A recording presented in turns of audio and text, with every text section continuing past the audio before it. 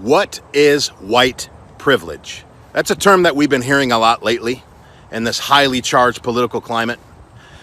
What if I told you that the term white privilege was not invented by black people? Even though you hear some black people say it, that term was not invented by blacks. What if I told you that that phrase, white privilege, was actually coined back in the year 1988, which, by the way, was the same year that the term African American was invented by Jesse Jackson.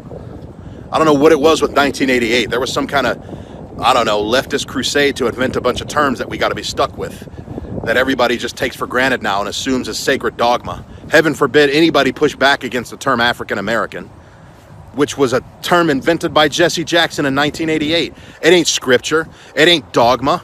It's a freaking politically correct term invented by a race hustler. It's not a sacred term. But I digress. The term white privilege was actually invented by a white woman's study professor at Wellesley College named Peggy McIntosh. She's the one who invented it. And she wrote a bit of a kind of a modern version of a communist manifesto. She basically wrote this paper about white privilege, but it was also about male privilege. That's another co-term that she coined with it. She didn't just say white privilege. What she really said was white male privilege. And there were 46 different bullet points. Think of the 95 Theses of Martin Luther that he put on the doors of Wittenberg in 1517. Think of the Communist Manifesto. There were bullet points that Karl Marx and Friedrich Engels outlined in the Communist Manifesto. Whenever these leftists want to start an ideological revolution, they always use bullet points when they do it. Even the Black Lives Matter people do it. They want to disrupt the nuclear family. They want trans rights. They want these rights, that rights. They always have these lists of demands. And McIntosh's paper that she wrote in 1988 at Wellesley College for the Women's Studies Department was no different.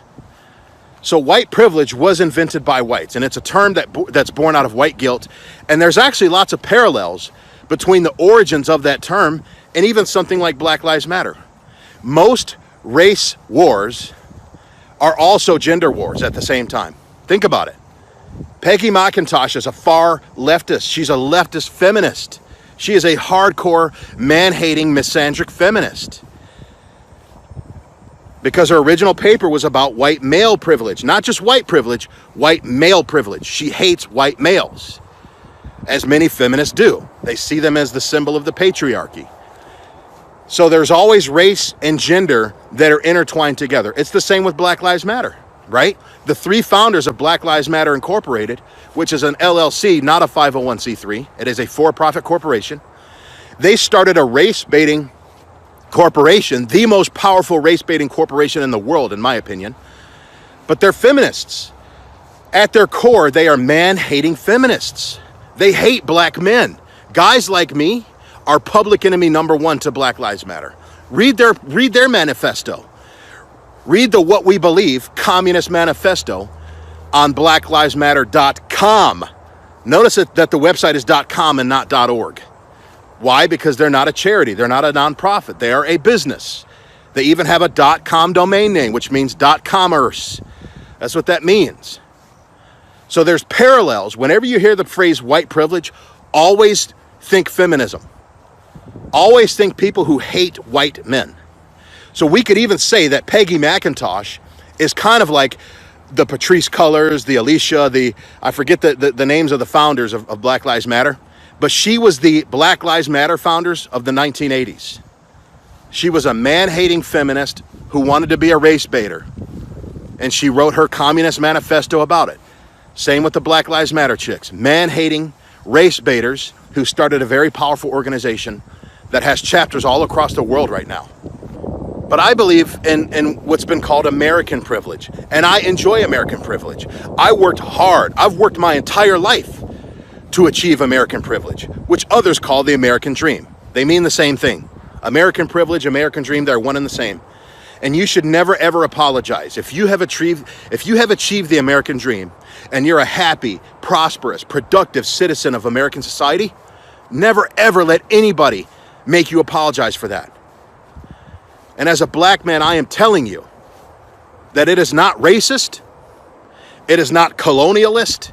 It is not out of touch. It's not insensitive. It's not any of those things the left says for you to be a happy, prosperous, productive American. Why? Because I'm one too. And I know how hard it is to get there. Most of us who are achieving the American dream, all people see is the finished product. You guys remember that meme of the iceberg floating around? It's very similar. The American dream, the American privilege is very similar to an iceberg. All you see is the top 10%. That's all you see. You don't see what the other 90% is of what it takes to achieve the American dream. Do you guys know how much rejection I had to go through to get to where I'm at? Years ago, I was working at the Warren Truck Assembly Plant in Chrysler. Every young man's dream who works in the Motor City. I quit that job to pursue my own business because I knew that I didn't want to spend the rest of my life in the plant where there's no windows or sunshine that come through there. I still have a good people I know who work at that same plant. But it just wasn't for me. I wanted to get out of there. So I had to struggle for many years. I struggled and I failed and I was broke. I was in debt for a very long time as I was achieving the American dream. I had to delay instant gratification. I had to make sacrifices. I had to be rejected. I had to learn skills that were hard to learn. I had to learn skills that you can only learn through pain and trial and error. But here's what ended up happening though, guys. I kept grinding with the help and the grace of God. And I became an expert. And you know what an expert is? Here's what an expert is, guys. An expert is not necessarily someone with a PhD. An expert is not somebody who all the news channels and all the interview panels have on their speed dial to weigh in on a particular situation because they have an expert opinion about something. That's not what an expert is. Do you guys want to hear what Bobby Hesley's definition of an expert is? And if you're willing to become an expert, you can achieve the American dream. You can achieve American privilege. Whether you're white, black, Hispanic, Asian, it doesn't matter what race you are. Because it is a merit-based achievement. And that's what people on the left need to realize. The United States of America, yes, it's a republic. It's not so much a democracy. It's actually a democratic republic. But more than any other definition you can come up with for the United States of America, at its core, the United States of America is a meritocracy. It is a merit-based system. It merits those who work the hardest are the luckiest. You ever hear that phrase, the harder you work, the luckier you get? Make your own luck, like Harvey Dent used to do. You remember The Dark Knight? He said, I make my own luck. He had the two-headed coin. Learn how to make your own luck. But here's what Bobby Hesley's definition of an expert is. Here's what expertise is, okay? It's gonna blow you away because it's so simple, but it's so accurate. An expert is somebody who has run out of mistakes to make in their particular craft or field. That's it. That's all an expert is. In other words, you dedicate yourself to your craft and you make mistake after mistake after mistake, blunder after blunder after blunder, misstep after misstep after misstep. But every single time you make one of those, your IQ inches up just a little bit, just a little bit. You make a mistake, you learn what not to do. See, most people, when they're trying to learn a craft, they focus on what to learn, what to do, which is important. But the key to mastery, the key to expertise is to learn what not to do. And the only way that you can learn what not to do is to get out there and just start doing. Just start breaking eggs to make whatever omelet you're trying to make. And the more eggs you break, the more lessons you're going to learn. So if you make a mistake, you're going to say, oh man, I'm never going to do that again. I am an expert when it comes to this particular situation because of the pain that I suffered making a mistake. I know for a fact that that is the wrong way to do it. I'm going to pivot from that. I'm going to recalibrate. And the next time I'm in that situation, now I have a measuring stick to use. I have something to go by now. I have a reference. I have a mental reference to say, you know what, in this particular situation, you don't do that. Why do you think doctors, medical doctors that are in med school for 12 years, they have to practice on cadavers, on fake bodies. They have to do internships. They have to do these mock trials. They have to do all these things. Why? Because they have to get all those mistakes out of their system. Listen, if I need brain surgery or heart surgery or some kind of sensitive surgery, I want the doctor who has made more mistakes than any other doctor. I know that sounds counterintuitive, but I want the doctor who has learned more lessons and made more mistakes while he was in med school, by the way. I want the doctor that's gone through more cadavers than any other doctor. Why?